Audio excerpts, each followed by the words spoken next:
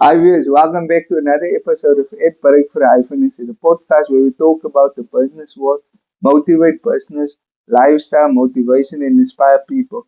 Please, guys, please like and subscribe on Facebook and on YouTube. So, yeah, guys, we are here with a medical nurse who is a co-founder of Team Bokkies, proving that the best business idea is not just coming from overthinking things, but just actually taking a leap. So, yeah, Bianca, you moved from Lambert's Bay to Mambury because of a relationship. No, no, listen, so I didn't move from Lambert's Bay to Mamre. I moved from Lambert's Bay to Cape Town Okay. due to I needed to go and work. So Lambert's Bay is almost just as small as Mamre. So the Okay. opportunities is not as much as it is in Cape Town. So my mom stayed in Cape Town for more than 20 years. I was raised by my grandfather from the age of 3 years old. So for me to have a better future, I had to go to Cape Town. Okay. So it was a huge adjustment that side because klein wereldjie, groot wereld, verstaan. So ek het gegaan en omdat ek ook gestudeer het, nursing, wat jy weet as jy jonk is, dan vang jy mos maar alles aan en so uitgedrop en so. En maar nou weer teruggegaan because as jy jonk is en jy study, dan sê jy vir jouself, nee, maar dis nie wat ek wil hê nie, ek wil by die huis is, want dan gaan ons nou lekker daar. Party Jy vibes. sien jy mos nou. En maar toe dink ek nie man, soos jy ouer word, raak jy meer mature en jy besef dat dit is nie alles, die lewe gaan nie alles net oor dit nie. Die lewe gaan oor jy moet vir jouself 'n beter lewe bou. Jy moet vorentoe kyk because jou ma en jou pa is nie ewig daar nie, die mense wat jou groot gemaak het, is nie ewig daar nie. En jou lewe draai nie net om party nie. Because as jy nie vir jouself iets gaan bou nie, gaan niemand vir jou bou nie. Daai een meisie het gesê op haar TikTok, haar naam is, ek kan nie onthou haar naam nie, maar sy is 'n Scarlett meisie. Yes. Sy sê actress, sy het gesê, sy moet maar opstaan en gaan weg en niemand gaan vir jou kon red nie. So ek is maar hier deur en my self gered. Toe ek Kaap toe gegaan en ek het gaan werk, ek het gewerk in 'n private hospitaal. Selfe storie, hulle het my weggestuur om te gaan verder studeer, was ook 'n normal nurse, verder gaan studeer en toe ek 'n RN, wat 'n suster mos was. Suster geword en alles en so het ek vir Emily ontmoet op ons further educational journey. Vir Emily ontmoet en ek het nie van haar gehou nie. Jo. Regtig, eerlik gesproke. Ek het nie van haar gehou nie because sy was baie outspoken. En almal in die klas was Emily mal omdat sy so is, so sy is. En ek was 'n baie introverte persoon as jy my nie ken nie. En so ding dan net ons mekaar net ken vriende geraak en wat ewe. En toe op die ou einde van die dag het ons mekaar beter leer ken as jy weet wat ek bedoel. En toe dit aangegaan het, maar nog besluit, okay, ons is nou in 'n ernstige verhouding en as jy in 'n ernstige verhouding is, moet jy jou goals neersit vir die persoon. Om te kyk is ons op dieselfde bladsy is dit jy moet werk om aan te gaan met die persoon of nie. So op die ou einde van die dag, Emily het nog 'n baie mindset gehad van sê ek is mos nou hoe kan ek nou sê of hoe kan ek nou sê hy's vrou. Nee, hy's vrou nie wat lyk. As 'n vrou in jou gedagtes sê jy sou soek hy sê soek die soek daai. Nou Emily se mindset was nie daar nie. Sê so ek het Emily 'n bietjie gepush. Okay. Maar die rede hoekom ek Mammy toe getrek het, is aan ek het vir Emily gepush ons moet na huis skool. Okay. Verstaan jy wat ek bedoel? Nou dis hoekom ek in Mammy gebeland het. Omdat ek in 'n plek gebly het wat ons gehuur het. Ek gehuur het om in te bly in Mitchells Plain. So jy kan nie ander mense se properties net heeltyd huur, jy moet vir jouself 'n property kry. En dis hoe ek en Emily ons kop by mekaar gesit het is. Ons moet geld spaar in orde om vir ons eie huis te koop. En dit is hoe ek gebeland het in Mammy. En hier sê ek nou en die planne is aan die gang. Niet worry nie. Die doelwitte is gestel en hulle is besig om plaas te vind. So dis hoekom ek hier is nie vir 'n verhouding nie, vir goals. Okay. You just clarify Yes, that. just clarifying of a relationship. But as a nurse, now, what drives you to work hard such it's in a high press environment? Because ek wil nie nursing doen. I didn't have a choice. My oupa het vir my gesê, jy gaan nie 'n break hê in my huis nie, jy gaan 'n break hê in die straat. Toe ek sê ek soek 'n break na matriek gap jaar. Gap year. Toe word daar baie mense van gesê, jy gaan nie hier gap jaar gehad in my huis nie, jy gaan uit. Soos daar wat ek besluit het, okay, ek moet nou iets hier aan die gang aan mekaar slaan en maar gaan leer en alles daai gaan doen wat ek moet doen. Dit draai die rede hoekom nursing vir my draai. Nie nursing per se nie, is omdat ek my doelwitte wil bereik. So om jou doelwitte te bereik is moeilik in vandag se ekonomie. Veral as jy nie die spesifieke support het van mense af nie. As jy 'n supportive partner het, 'n supportive familie en vriende het, dan maak dit dinge veel makliker. Maar as jy nie dit het, as jy alleen in die wêreld staan, is dit net jy. Verstaan jy wat Yes. ek bedoel? So vir jou vir my, nursing dryf vir my om my doelwitte te bereik. Ek staan elke oggend op om my werk te gaan doen sodat ek my salaris kan kry, sodat ek my goals kan reach. Nie vir ander goed te sien.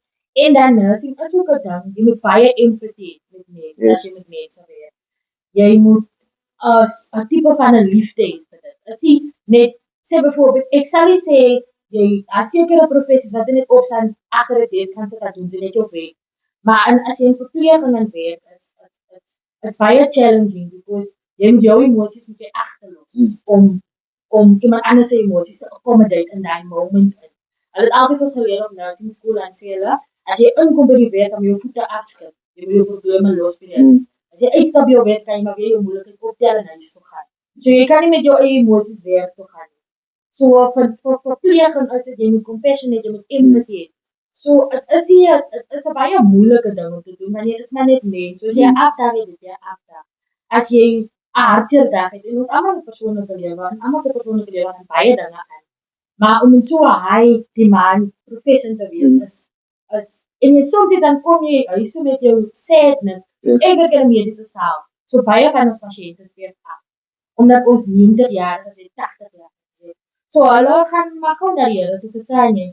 So ek het eendag het ek 'n pasiënt gehad, my heel eerste pasiënt, hy is al 13 jaar in verpleging. Ek het so gehuil oor my pasiënt because ek het hom net met die oom gepraat, so 'n saak. Ek het hom net met die oom gepraat, hom gehelp en hy sê ja, dit vir my wil huis toe gaan. Maar ek verstaan nie die huis toe gaan nie, die huis toe gaan en hy die Here toe. You thought he's gonna go home, I right? thought he wants to go home to his family. Usually wants to go He home wants to to go heaven. home to heaven. Ek uit die kamer het loop toe word op my geroep testamentoor. Toe die testamentoor inkom en toe die pasiënt dood. Ek het vir haar laat weet, vir Emily laat weet. Ek het uitgegaan, ek het seker vir 20 minute net buite kan gesit en huil. Because is my heel eerste keer wat ek 'n pasiënt verloor het. En in 'n oomblik het ek net besef ek is maar net sy verpleegster. Hoe voel sy familie? En dit is 'n ding wat verpleging is. En as jy die familie sien, dan voel jy nog erger seer, maar jy mag nie jou seer wys nie. Because jy moet nou professional optree. In die een saal word 'n kind gebore, in die ander saal kol hulle iemand se dood. Ja. So die lewe is 'n kort ding en mense besef dit nie. So vir jou om whatever jy doen, jy moet opstaan en gaan werk, my skat, en doen wat jy moet doen. Yeah, because like I said, the emotions between what you experience on a daily basis, like you said, yeah, in this one room, someone is born, in the next, someone is busy dying or is dead. In you just show happiness in here. You see something tragic En dan moet jy happen, net so switch. and you need to change You need to in change. a quick En phase. dit het 'n baie mental toll op jou. So as jy huis toe kom, daai is die belangrikste ding wat jy doen. Jy moet altyd vir jou afsny van whatever by jou werk gebeur het. Jy moet die tyd vat vir jouself om te heal, om dit so te sê, van jou werk af. Maar sekere mense net uit die werk uit kom, hulle skoene uitskop, hulle het 'n normale dag by die werk gehad. Maar jy het deur 'n hele trauma gegaan het, heel dag het jy deur trauma gegaan. En dan kom jy by huis en dan besef jy vir jouself hoe geseënd jy is. Maar jy is fisies so gedrein, maar jou lewe moet aangaan, because jy het jou eie ding by die huis wat jy moet doen. Soos met 10 bokkies, môreoggend moet ek opstaan en moet ek groceries gaan koop, want die mense moet tacos eet môre. So dan moet ek weer vergeet van wat my werk is, maandagoggend moet ek weer opstaan, moet ek weer fisies gedrein word. Maar ek sou dit nie enige ander hoe wil hê, eerlik gesproke. Verpleging is ek het wanneer ek in 'n milieu conversation gehad, sê ek vir Emily, almal wat in verpleging is, het 'n sad story, hoekom hulle verpleging doen. Why are they doing nursing? Is because something traumatizing happened to them. Sê byvoorbeeld, het jy ouma verloor, het jy oppa verloor, jou auntie, jou suster verloor aan die dood, en is daar wat jy daai nurturing gedevelop het om na ander mense te kyk. And that is how you actually got into the profession. But as jy in die profession is, and you actually realize how emotionally and physically draining it is, but it is a reward you. Because if you see a patient very sick coming in, or a ma wat deur 'n moeilike geboorte gaan, then the child is out, the mom is okay, the child is okay, die patiënt is van die patiënt loop, dan is dit daar wat jy actually besef why you are doing this, because it's a reward. As jy sê alles soos die bokkies, jy kry die reviews van jou harde werk, So vir jou om te sien hoe iemand gesond raak, vir jou om te sien hoe iemand gebore word, daai is jou reward. Vir nie die salaris nie. As die reward om te sien, dus dit kan jou ouma wees, dit jou auntie, jou broer, of jou family member wees. So alhoewel het physically and emotionally draining is nog steeds rewarding at the end of the day. Walk us through how Team Pokkies came about, and was this your vision, or did your partner bring it into your life? To be honest, eerlijk gesproken, I've never wanted to do anything else. Like, my profession is my profession. I want to come home and I want to sleep and I want to do my things on my off days. But when I met Emily, like she explained in her own interview, she's very ambitious. So Yes. when she wants to reach something, a goal or whatever, it's either you are worth or you are not. If you, het maakt niet uit of je nog meters of zonder dat je nog steeds aan gaan nemen. But as je een partner hebt, is jouw werk om dat persoon te support. Verstaan? Because if you, as your partner die right necessary support gaan krijgen, dan gaan het een strain ook zitten op je relationship. Because jouw partner gaan stress. En dan obviously, die stress komt naar die verhouding toe. Verstaan je? So op je ook einde van die dag is het niet te dwassie voor mij. Want ik is een mens wat post wil maken. En sê ook, ek wil net lê. Ek is baie lui, het gesproken. En omdat ek 'n bietjie OCD het, het ek 'n routine. Ek het OCD, so ek het 'n routine. As ek uit die werk uit kom, ek kom spring clean, ek slaap ek en dan slaap ek die hele dag die next dag. Toen nog familie ontmoet, dan moet ik 8 uur in die oggend opstaan en moet ik pas, want ons moet nou naar die pad toe gaan.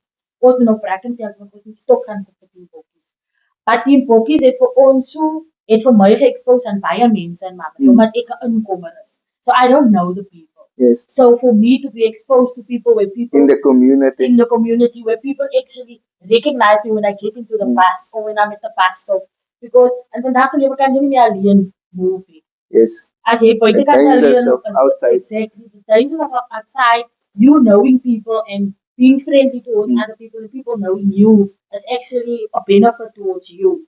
Because for me to walk to the bus stop, I mean, jy môre as ek vir op die town center kry en jy sien ek is alleen or something happens to me, Yes. and you know that person, you will say, nah, my bro, los hy girl, ek ken hy girl. You know what I mean? So vir my, ek was baie ge-expose aan memories en mense, omdat ek niemand geken het nie, en ek het ingekom en net vir haar na familie geken het. So, vir die bokkies vir ons, vir my, is die bokkies nog net 'n benefit.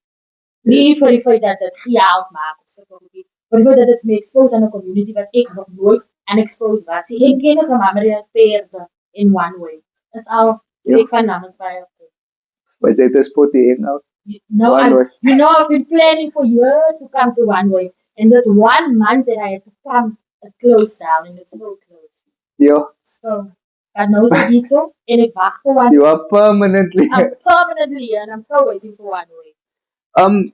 What made you decide to turn your passion for cooking into an actual sideline? I never had a passion for cooking. Honestly speaking. I didn't cook when I grew up. I wasn't allowed in the kitchen.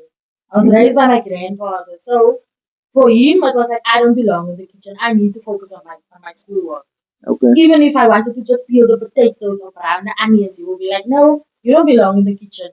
But you would think that an elderly person will say, nee, nie, 'n vrou behoort in 'n kombuis, 'n vrou moet dit en 'n vrou doen dat, but my oupa het nooit dit aan my gedoen. Even toe ek by my ma gaan bly, my ma het nie dit van my ge-expect. Maar toen my ma siek raak, so I had to take over. You understand? So toen my ma siek raak, so I had to be the mom in the house. So I had to teach myself how to do things. But as my ma kos gemaak het, ek sit in my ma se hande dophou. So sometimes she will help me in the kitchen. We will ask for measurements or hoe moet ons hier maak. So dan het die mense 'n bietjie opgevang. Ek het opgevang. En toe my ma nou heeltemal bedleen geword het, toen ek na die hele huis gesin kyk. En dit is waar my cooking skills ingekom het. Maar soos Emily sê, ek maak 7 colors. I make 7 colors food. I don't make this. 7 colors food. 7 Okay, colors. take us through that. Mama food. Feel, you know, your yellow rice with your baked potato, your chicken in the oven, your meat in the oven, your salad on the side, your sweet, your squash, maybe sweet. Yes. That, I make that. Mama kosa. Okay. Now when I met Emily wants the food from the restaurant. The fast lane. The fast food. So when we went to what is it? We would go to 5-star restaurants. We will buy a restaurant for a birthday. She still wants wings. wings. And my thing is there's also some fancy because comes on your wings for Annie. Now she wants wings. And then when she experiments with food and all of that, I will also watch and she will tell me, okay, here's the thing that I saw. Please check it out and then we can make it. And then we try it. And that's how I also came around to doing this fast food. But it is not still some 7 colors.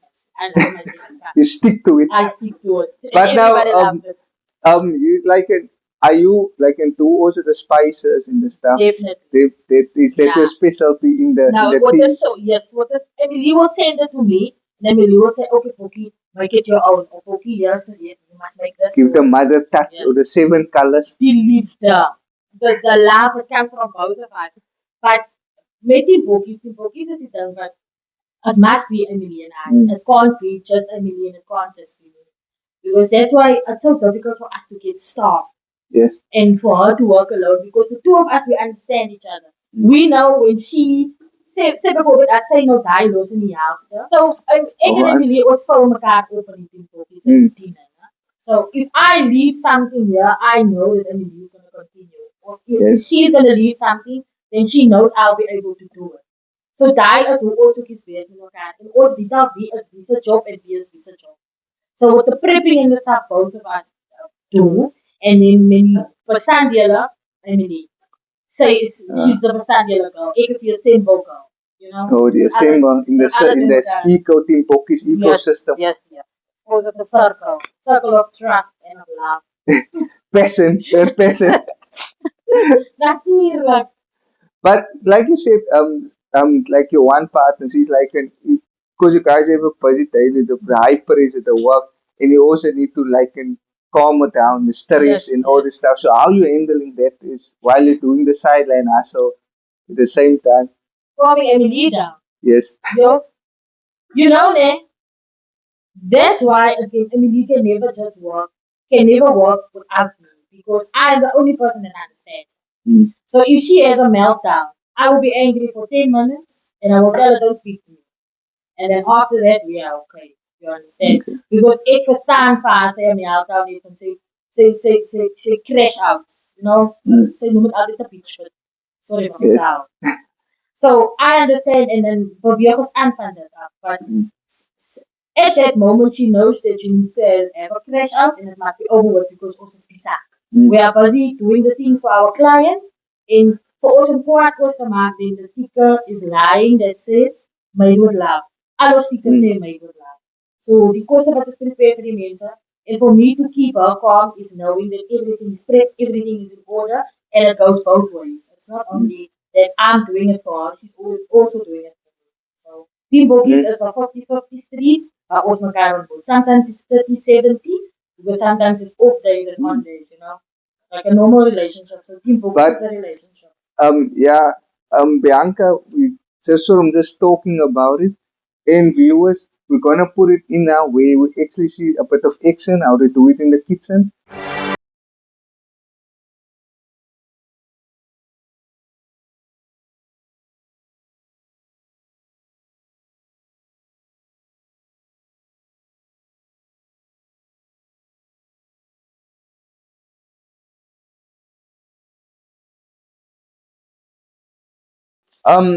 Bianca, what do you hope Team Bokkies become in the next few years?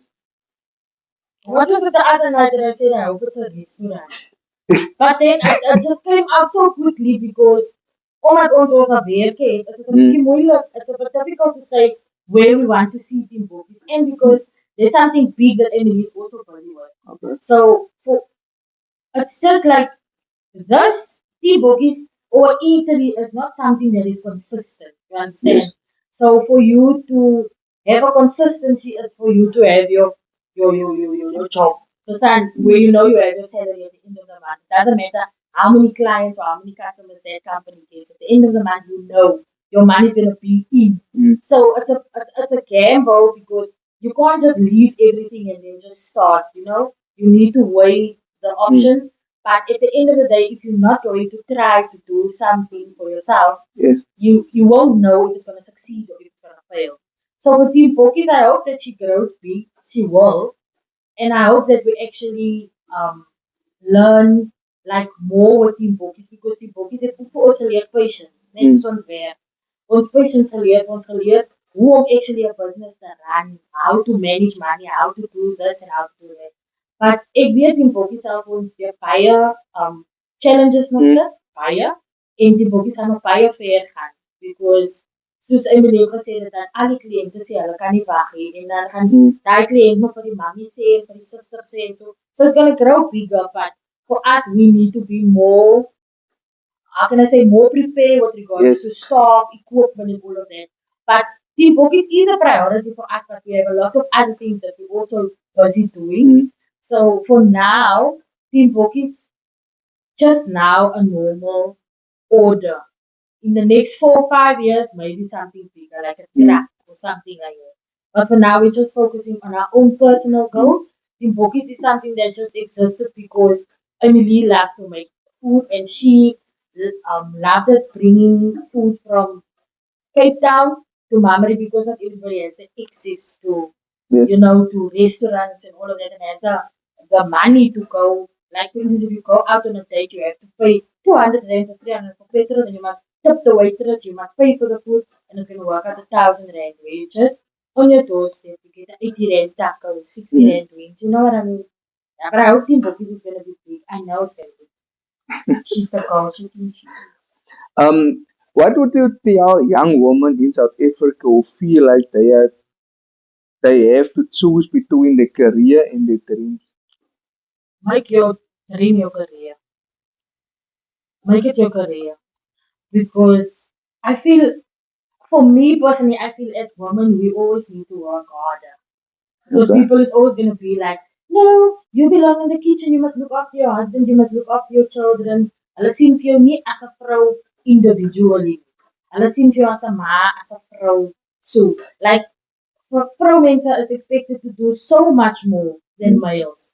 Ons moet so meer vir ons bewys in 'n wherever ons is. If you are in a workforce, jy is 'n vrou, moet so baie bewys aan mansmense, maar hulle voel dat jy is nie goed genoeg nie, but nou in vandag se lewe is dit like vroumense kry dieselfde opportunities as mans, but things didn't change as it kom by corporate jobs and all of that because hulle kyk nog steeds meer op vroumense. But wat ek kan sê vir vroumense van vandag is mens skat, if you are able to take that opportunity, don't think about no, I can't do that now, ek kan nie nou nie because this and this, I need to do this, I need to get married, I need to have a child. Los daai goed, gaan vorentoe, go for your career, go for the opportunities that people give you because not always, especially if you are from a small town, opportunities is baie rare. So as jy daai opportunity kry, alles wat op die ouderdom van 40 waar jy jou lewe kan verander. Jy's nooit te oud om te gaan leer nie. Jy's nooit te oud om 'n groot werk te vat nie. Dit is bietjie moeilik, especially as jy nou kan nie nou sê as jy klaar hier sit en whatever, but 'n man kan nou self kyk, kinders kan nou self kyk. You can sacrifice, and if you can't make sacrifices, you're not going to see success of whatever you are building. So at the end of the day, as jy vandag 40 is en jy doen 'n ding vir 5 jaar, jy gaan nog steeds 45 is. Al doen jy iets en al doen jy niks. But it is most now the thing about if you want to reach or if you see a plan or a goal that you want to reach, it's either sacrifice, Definitely. discipline, and standing and consistency. Consistency, yeah, most important. But the most important thing is, I feel like it's sacrifices. If you are unable to make sacrifices, especially when if you are young, you are unable to make sacrifices when it comes to no, like me. I wanted to be at home. I want to do this. I want to party. I want to do that. That is where I actually lost my first opportunity to go and study. I did study, but I messed it up. You know what I Okay. mean? But I was one of the lucky ones to get a second opportunity to go study. So, as sou nie gebeur het nie, but ek meen dit nie almal is lucky om 'n goeie opportunity te kry nie. So if you are not able to sacrifice as a young adult, like, and I know so many females that left school, like even the people that I know in Mamadi, they left school, no, I'm gonna go work, I'm not gonna go study. And now that they are working, they actually realize that the money that they are receiving is not enough in today's economy to reach your goals, to buy, say for instance, to buy a car, to buy a house, even to just maintain yourself. Now that all of them are studying, I know 3 that is full time working and studying. So that is actually a much bigger sacrifice to make. Whereas you go and study at the age of 18, you are just a student and not a working person. Where you are now working and you have to study. So now you're juggling two things. So if you're 18 or you're younger and you have an opportunity to do whatever, just go for it and do it. Um, what's the one piece of advice you would give starting the entrepreneurial person while working a full-time job? Yeah. Don't think about it's too much. It's always going to be too much. Even if you don't have a job, it's always going to be too much. You're always going to say, I can't do it. No, it's too much. I can't deal with this. I can't deal with it. At the end of the day, you're going to have to, if you want to start something, a business or whatever, you need your capital. You need money. And not in today's, I will always say in today's economy, nobody's going to give you money. You're going to have to make your own money. So if you want to have a business, you have to go and have a job. And then if your business is strong enough and it's successful, then you feel like okay, you're in a place where you know your business is good, it's thriving, everything is fine. Then you can leave your job. But for now, you can't just only have one hustle. Even if it's not a business, you can't just have one hustle to maintain yourself. To reach your goals and your dreams, you can't have one hustle. You need to have two or more. Because at the end of the day, life is tough outside. En niemand gaan weer ook reed nie. The struggle is real. The struggle is real, is baie tough shame. And I actually feel for people because daar's so baie mense wat so baie dinge wil doen en so baie idees het. But they don't have the support, they don't have the hulle het nie die geld om dit te doen nie. And it's always someone that you speak to and they will always say, yo, ek is aan spyt. Ek het die tyd dit die opportunity gehad, yo, ek is aan spyt. Ek het die tyd dit al dit gedoen en dat gedoen nie. Is net soos my, ek doen nou al my learnings vir 3 jaar. Ja. Ek ry nou al vir 10 jaar. Ek het letterlik van dit COVID begin het ek nou al begin ry. Ek het nou nog nie my license. So it's dieselfde vir my tel vir my what I'm saying also counts for me because if you're not going to do it today, when are you going to do it? If you are motivated today to do something, get up and do it. It's maklik gesê as gedaan. En niks wat mense doen het op hulle lek geval. Die mense kan vir my sê net wat hulle wil. As jy gebore is met 'n goue lepel, as jy gebore met 'n goue lepel, that's on you. But for us, especially as colored community, we need to work harder and smarter, really.